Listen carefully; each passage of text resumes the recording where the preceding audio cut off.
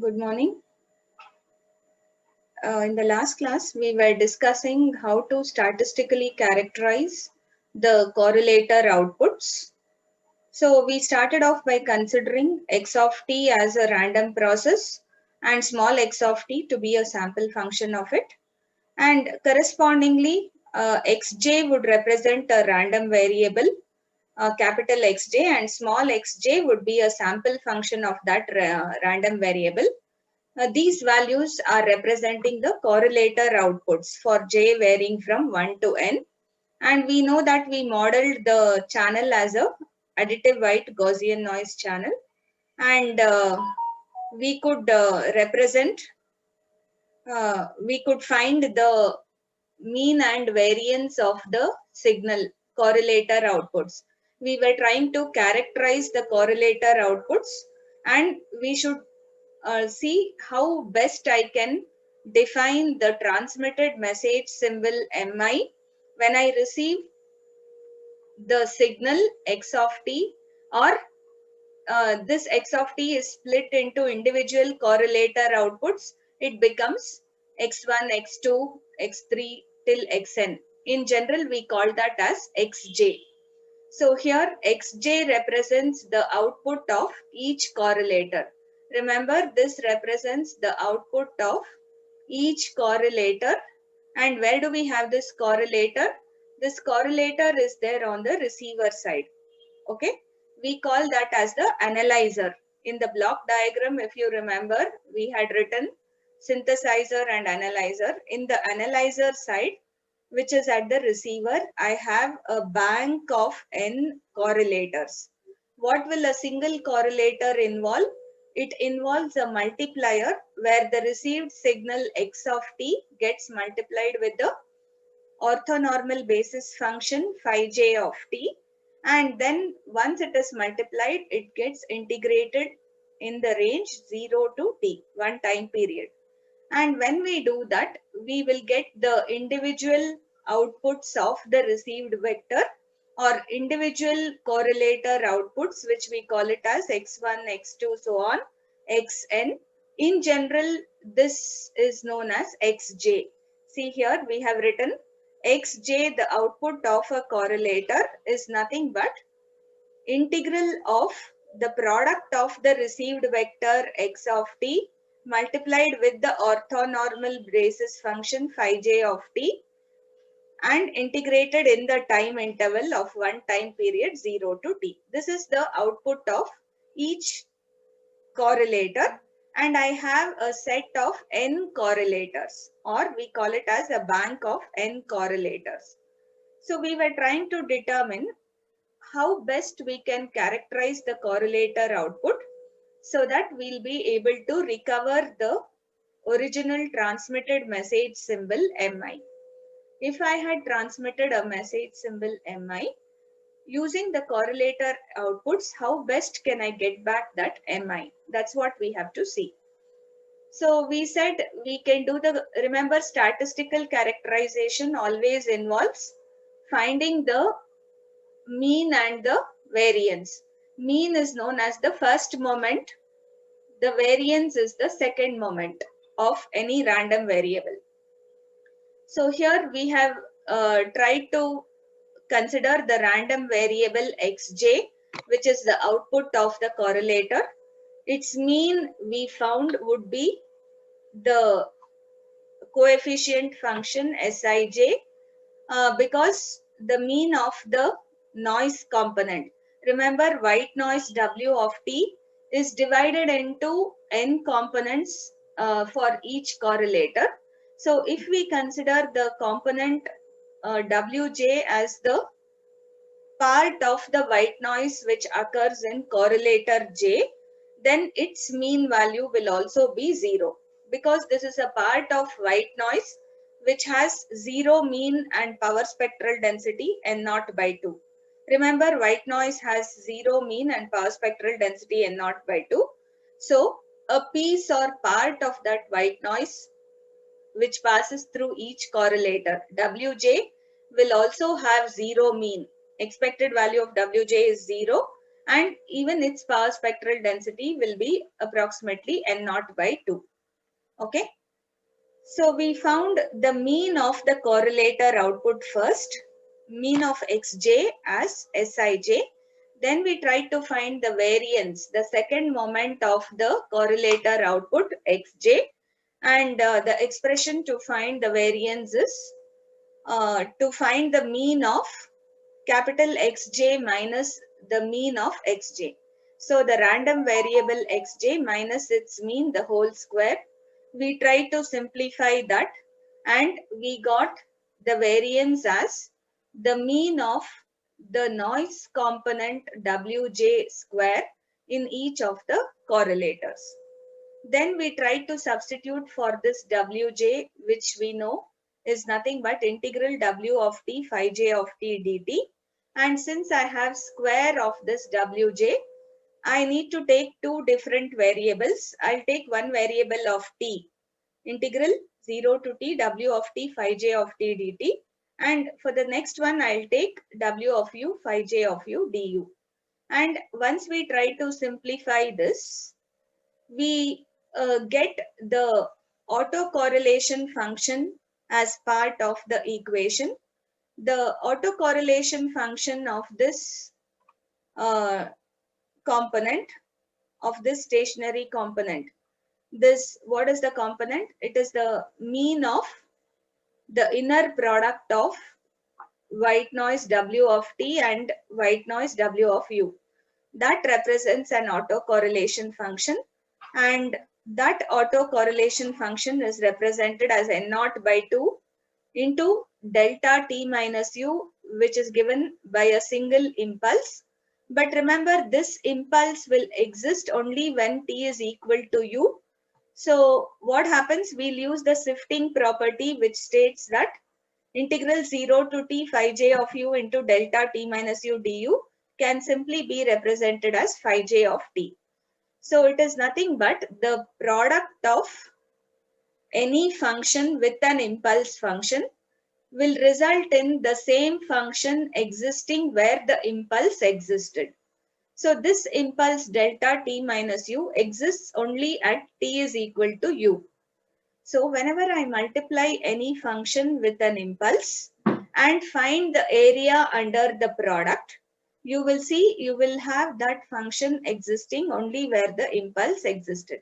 So when we replaced this, we got this value, the variance, as representing the energy of the basis function, which turns out to be 1. Hence, the variance of Xj, the variance of the correlator output, is nothing but N0 by 2 for all the values of j. Remember, this j varies from 1 to n, right? So, summarizing, we said that all correlator outputs Xj for j varying from 1 to n will have mean values. The mean of every Xj would be Sij, and they will have equal variances of value N0 by 2. It's same as the power spectral density of white noise. Then we try to find out what happens to the Gaussian if there are two Gaussian random variables, Xj and Xk. We want to show that these two variables will not have any correlation, or they will be uncorrelated. So in order to show that, whenever we have to find the correlation between two random variables, we have to consider the covariance function.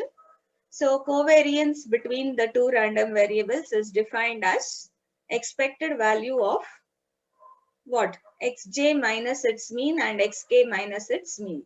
So we tried simplifying that and we got this expression. The covariance function was given by the expected value of the noise component in the jth correlator into the noise component in the kth correlator. So this can be given as equation 13. Let's continue with this. Now what can I do? I can substitute for this Wj and Wk. we know that what? Wj is nothing but integral from 0 to t w of t into phi j of t dt, and wk, which is the noise part of the kth correlator, can be written as 0 to t. Here, instead of taking the same variable, since it is an inner product, I'll use a second variable, phi k of u du. Remember, we had represented this in the previous class. What is Wj we had written? See here. We know that Wj is, this is how we'll write Wj. And from where we had got that, we had done it in the class day before yesterday, in the previous class. Here, Wj is obtained through this. Okay, so I'm just using the replacement. Now let me represent the covariance function by substituting this. You say using equation 14 in equation 13, what would be the covariance of xj and xk? What would I get? Yes? Any doubts? So for Wj, we are going to substitute integral 0 to t w of t phi j of t dt, and this is multiplied, or it's the inner product, with wk. Wk is represented as w of u phi k of u du. So equation 13 comes to this form. Now I have to simplify this equation in order to find the exact value of the autocorrelation between two random variables xj and xk. So xj is the output of one correlator, xk is the output of the other correlator. We want to show what will be the correlation between the two. Okay. So here, all regular simplification, what we did, we'll put both the integral signs together, and I'll take the phi functions together, phi j of t, phi k of u, right? Into வேணாம் lock பண்ண போகுது. Shweta, mute yourself. Sorry, ma'am. Yeah, this is expected value of, what is left here? W of t, W of u, and dt into du. Do the regular simplification what we have done previously. Try to analyze and find the value of this. So how do I normally simplify this? We will exchange or interchange, what did I call it as before? Interchange the order of expectation and integration, E and integration functions. What will I get?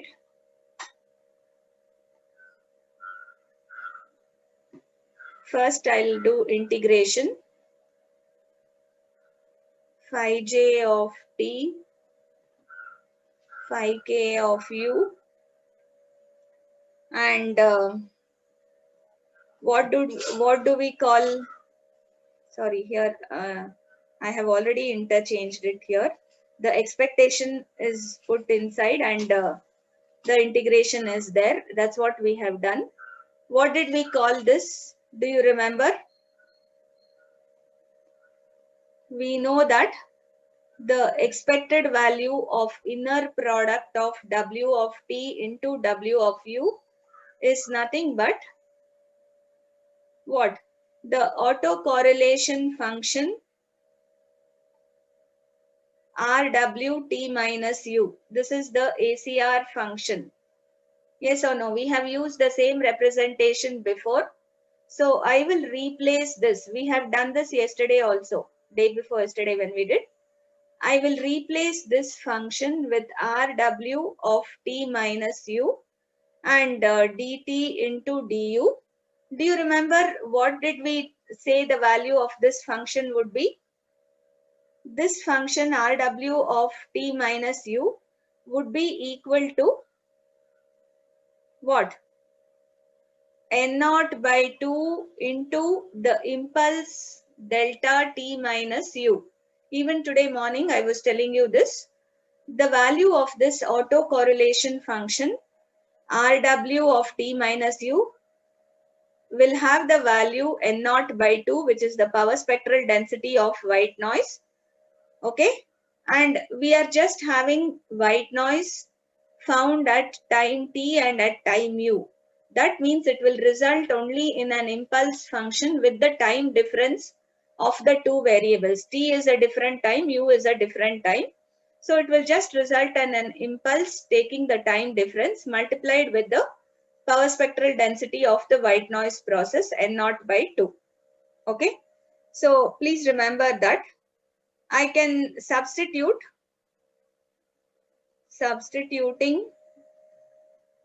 Rw of t minus u as N naught by 2 delta t minus u in the above equation. What would you get? The covariance between xj and xk will be integral this N naught by 2, can I put it outside? Integral 0 to t phi j of t phi k of u. For this I have substituted N naught by 2 into delta t minus u dt du. Do you remember how we simplified this equation? Recall which property? Shifting property of the impulse. Shifting or sampling property of the impulse, which states that what? The integral under the product of any given function with an impulse function would be same as that function existing where the impulse existed. So I'm trying to find the area of the curve when I multiply a given orthonormal function phi k of u with an impulse function delta t minus u. Remember, delta t minus u exists only at t is equal to u. This impulse will exist only at t is equal to u. So, if I try to find this product of any function with an impulse and integrate the product, I'll always, using the sampling or shifting property, its value can be determined as the value of the given function existing where the impulse existed. This impulse existed at t. So phi k of u now exists at t. I'll call it as phi k of t. Okay. So what will I replace this equation with? N naught by 2. Now only one integral will be left. I have phi j of t, and this whole thing with this other integral will be phi k of t into dt. So this du, the whole thing is converted into phi k of t, right? So this is the covariance function between two random variables xj and xk. Let me call this equation 15. Also, we have defined this kind of function when we started off by defining the properties of orthonormal basis function. Remember, we have defined this type of function. We know that integral 0 to t phi j of t into phi k of t dt. What did we define? Standard definition. standard definition of orthonormal basis function set. Orthonormal basis function. According to this, its value will be 1 whenever j is equal to k, and its value is 0 whenever j is different from k. This is how we defined an orthonormal basis function set. Recall this, we have defined it in the beginning only. Okay. Therefore, whenever j is different from k, I have assumed two random variables xj and xk. We started by assuming two different random variables xj and xk, which means j is different from k. So whenever j is different from k, the covariance between xj and xk will turn out to be 0. According to this definition, covariance is nothing but n0 by 2 into integral 0 to t phi j of t into phi k of t, and this integral will reduce to 0 when j is different from k. Only then we call it as an orthogonal set. If j is different from k, then these two are orthogonal to each other. If they are orthogonal, their inner product should be 0. For any two orthogonal functions, the inner product should be 0. Hence, we get the result that the covariance or the relationship between two random variables xj and xk is 0. So what does this show? Therefore, I can say it shows that xj and xk are two random variables that are uncorrelated. There is no relationship between them, and hence statistically independent we call them as. When there is no relationship between two random variables, they are supposed to be statistically independent. So what does this mean? If the actual meaning here is, if I consider two random variables which are the outputs of two different correlators in the bank of correlators. Remember, I have a bank of correlator. Each one is multiplied with a different orthonormal basis function. Phi 1, phi 2, so on. So if one is j and if the other is k, and then I have the integration between 0 to t, the output here is xj and the output here is what? Xk. So for each of the correlator outputs, where we multiply with a set of orthonormal basis functions to get the correlator outputs, each of these random variables which are generated at the output of the correlator will not have any relationship with each other, and they will be statistically independent of each other. This is an important conclusion which will help us in characterizing the receiver. So we will be doing characterization of the receiver. Okay.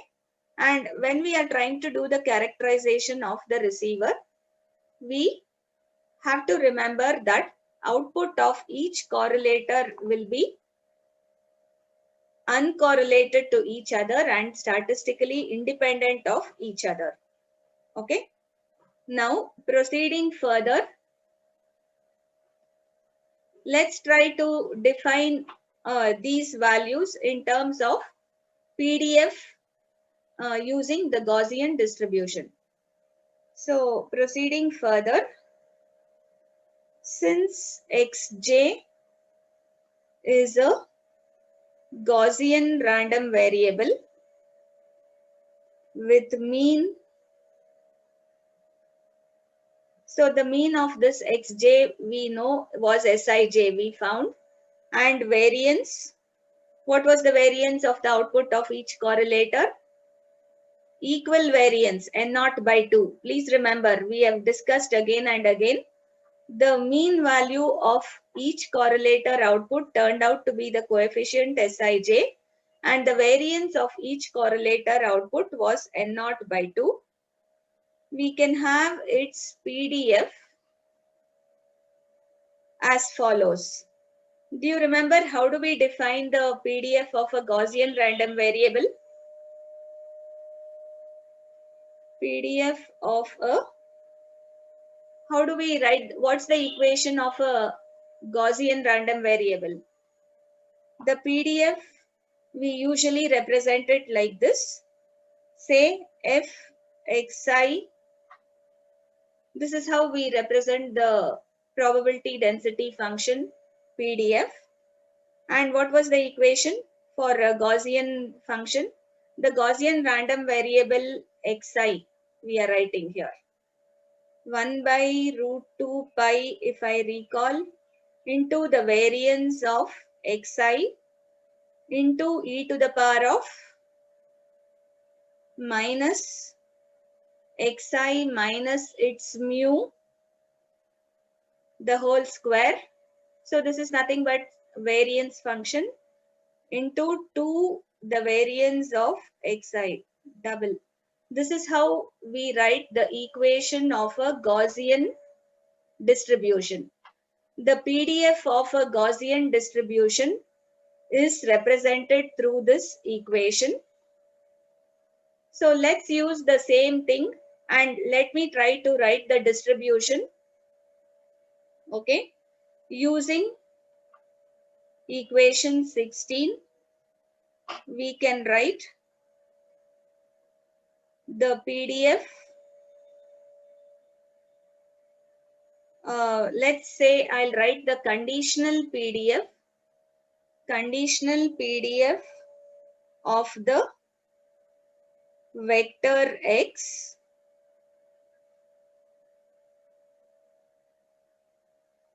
given, what is this xj? Vector xj, let me say, which is the correlator output, jth correlator output, given that message mi was transmitted. Remember, when the message m was transmitted, because of additive white Gaussian noise in the channel, we receive x. Please remember this model. Yeah. See, whenever I transmit a message m or si, I can say this is mi converted to signal energy si. Because of white noise added, we will be receiving x. And if I consider individual correlator output, it will be x1, x2, or I can call it xj in general. So here, let me write the conditional PDF of receiving xj when mi was transmitted. So let me call it as fxj.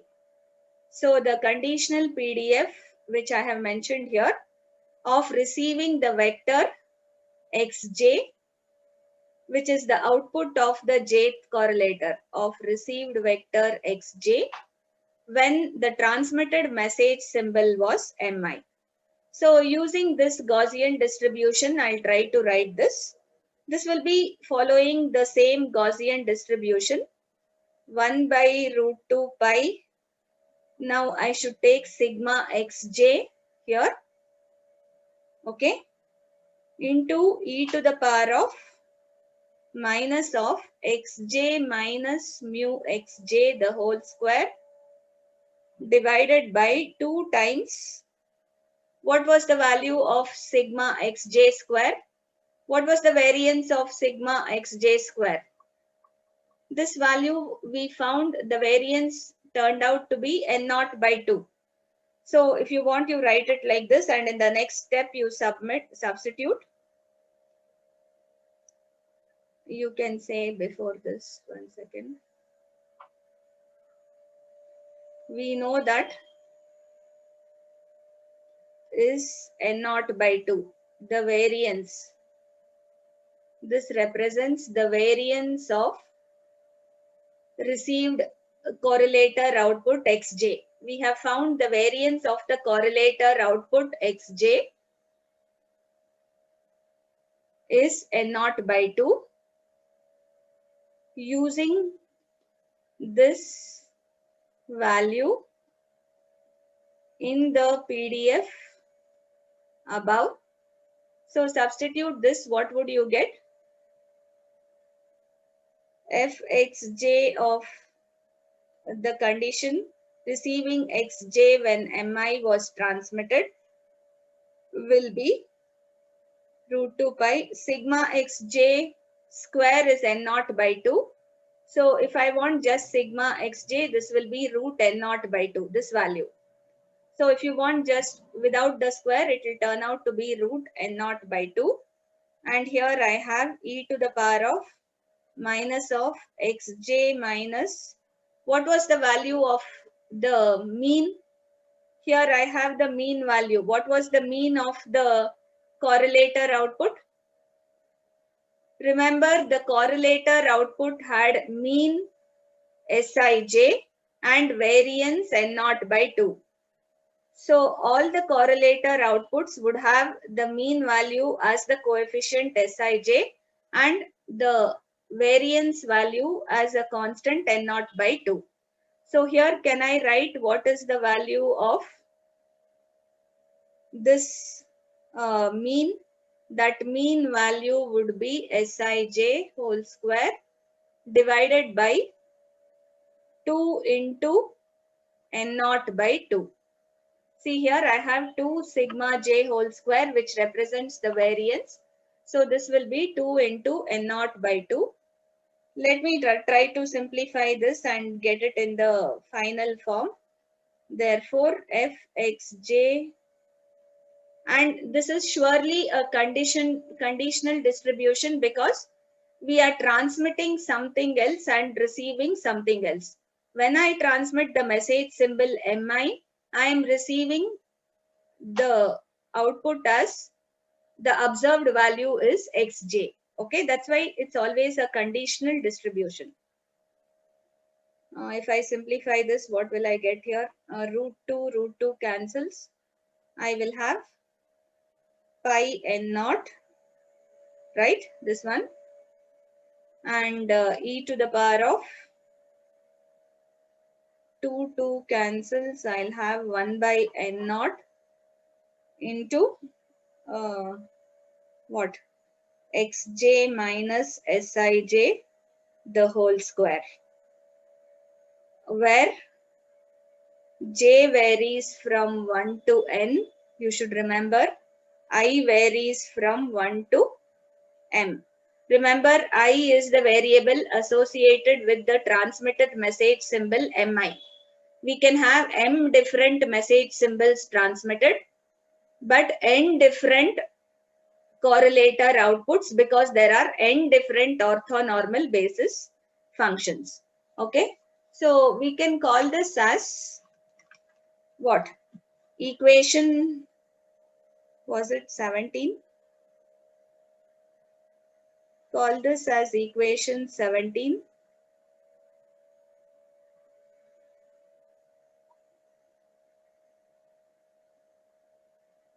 So what can you say? Finally, the PDF of the vector x, which contains n elements, x1, x2, this xj elements, n elements. If you want, I'll write it off also. Finally, the PDF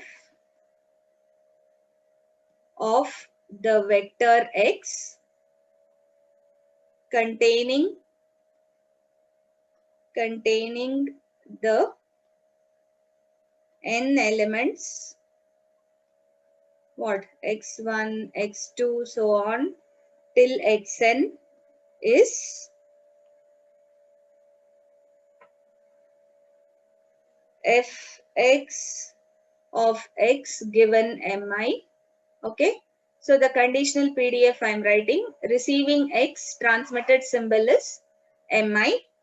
It can be represented as a product function for j varying from 1 to n, fxj given transmitted symbol mi, received symbol xj for I varying from 1 to m. So this is our what? PDF for individual correlator outputs. So if we have a bank of n correlators, then how do I get the total received signal x when I transmitted a message mi? I have to what? Take all the product of all the correlator outputs and do it. Okay. So call this equation, you say equation 18 completely characterizes the term j is equal to 1 to n xj into phi j of t, which we have defined before. We had this term, if you remember, we had written this term before, xj into phi j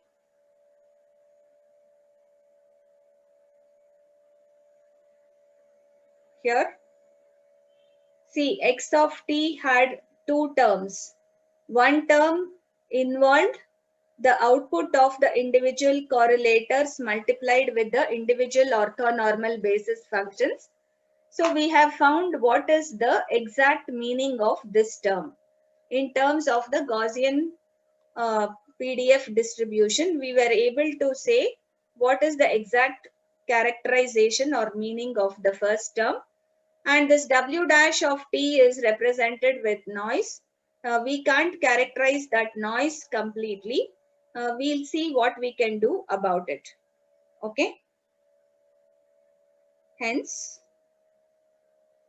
fx of receiving x when mi was transmitted can be represented as the product function j is equal to 1 to n 1 by pi n naught. What was the value of fxj? We have 1 by pi n naught into exponential minus 1 by n naught xj minus sij the whole square. I'm just writing what is this fxj. That fxj we have written here 1 by root pi n naught exponential of this. So substituting that, what do I get?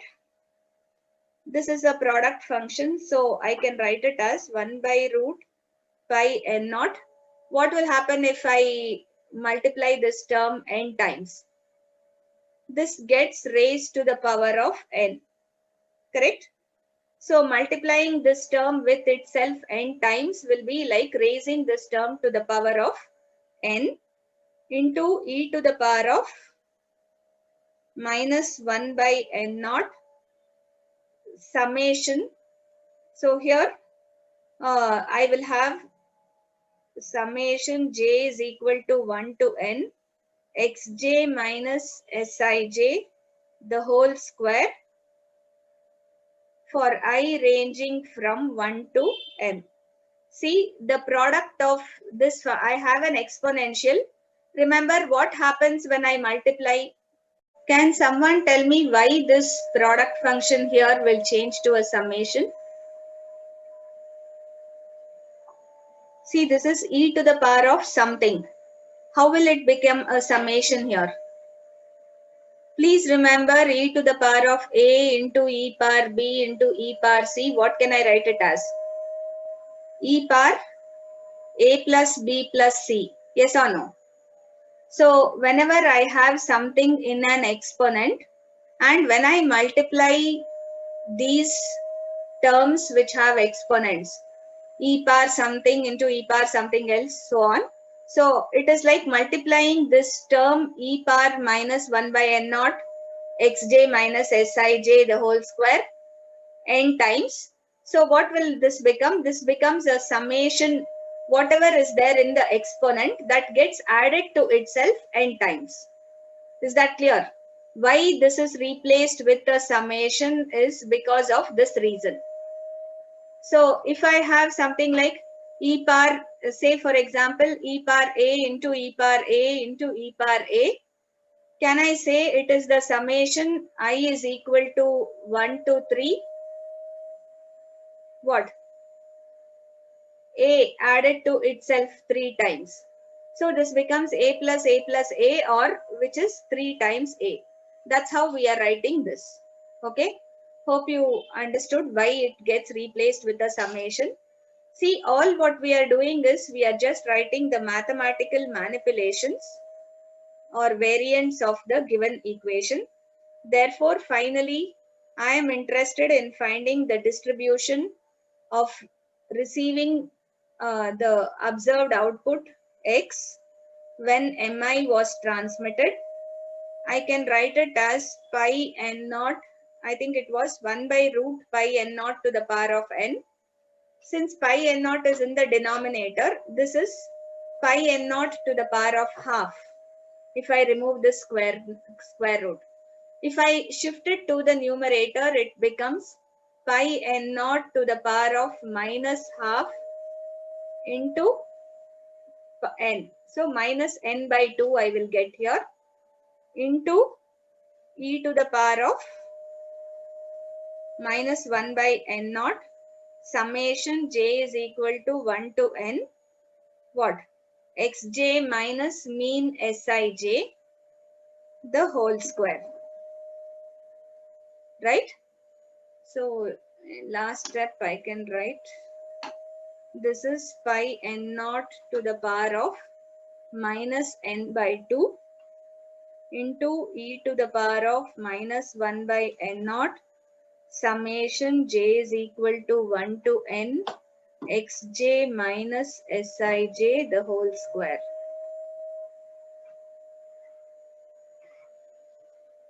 I'll call this equation 19. No?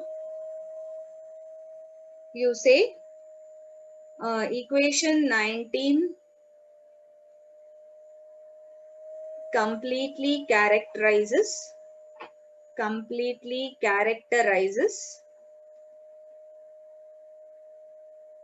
the observed received random variable x, the observed received random variable x when the symbol transmitted was mi. When the symbol transmitted was mi. Whenever we transmitted a message symbol mi, we would receive a different symbol x, and that x would be transmitted symbol plus white noise. And how to characterize that received symbol? That received symbol will be characterized by a Gaussian function, which is finally defined like this. In the Gaussian function, we will have the variance, we will have the mean and all that. So the standard definition of any Gaussian function is given like this, where sigma represents the variance, mu represents the mean. So in this context, when we consider this PDF function, which is for a Gaussian distribution, we always have to write it as a conditional PDF that we are receiving x when we are transmitting m. So mi is transmitted and xj is received. I'll just substitute in the standard expression for the Gaussian function. And we have already found what is the variance of xj, the correlator output, and what is the mean of xj. After substituting that, we are writing it in a different form so that we'll be able to get the final expression for the what? Observed random variable x. So finally, how we are going to characterize the observed random variable x? It is in the form of equation 90. So this is also an important derivation which you have to practice multiple times, and unless you write and practice, you will not be able to remember. Okay. So in this chapter, we have such derivations involving your ESLA, where we are talking of statistics, PDFs and Gaussian distribution, mean, variance, all that. So all this you have studied in your ESLA, and you can see how well these things can be applied to our communication. In communication, please remember the signal which we transmit will also be random in nature. So it can be represented by a random variable, and the noise which affects the signal when it travels through the channel W of t is also a random signal. It is additive white Gaussian noise, and the signal that is received will be sum of the transmitted random variable and the noise random variable Si of t plus W of t. And we saw that we'll be splitting that signal into individual n basis functions and correlators, and then in the end we'll combine everything. So this is how we do the characterization. This characterization is very important if you should be able to communicate effectively. Okay. So please remember this. Based on equation 19, we'll be talking about different type of detectors or receivers. The likelihood detector or maximum likelihood receiver and all that. It is all based on this equation 19. Okay. So based on this, you can just say, based on equation 19, it's possible to make a decision regarding, it is possible to make a decision regarding the symbol mi for I varying from 1 to m at the receiver when it is received as what? Xj. So you transmit mi, but you receive it as xj. Whether xj should be m1, x1 should be m1, whether x2 should be m2, those decisions can be made by using this probability distribution function, which is specified in equation 19. Okay. So before going to likelihood functions and maximum likelihood detector, you can make a note. Please remember the noise W dash of t, which we used to represent x of t. X of t was represented with xj as well as W dash, right? So W dash of t depends on W of t and is also a zero mean Gaussian process. So if W of t is a zero mean Gaussian process, W dash of t will also be a zero mean Gaussian process. And if any random variable, if we have any random variable W dash at time tk derived from the noise process, which was the noise process, W dash of t, derived from the noise process W dash of t by sampling sampling that process at time tk. So I have a white noise process w dash of t, and I'll take a sample of this w dash of t at t is equal to tk. Then I'll get w dash of tk. Then expected value of xj multiplied with w dash of tk will turn out to be 0 for j varying from 1 to n, and tk should be some time between 0 to t. So what is the meaning of this? That the received signal or the observed vector at the receiver xj is statistically independent of the noise vector w dash of tk. Any sampled value of noise vector, when I multiply, this is the inner product, right? You say this means that, what does it mean? xj is statistically independent. xj is statistically independent of w dash of tk. Only then their inner product will be 0. Okay. Only when two signals are statistically independent, that means the received vector will not depend on the sampled value of white noise, or the dependence can be minimized if we are going to sample the receiver in a proper manner.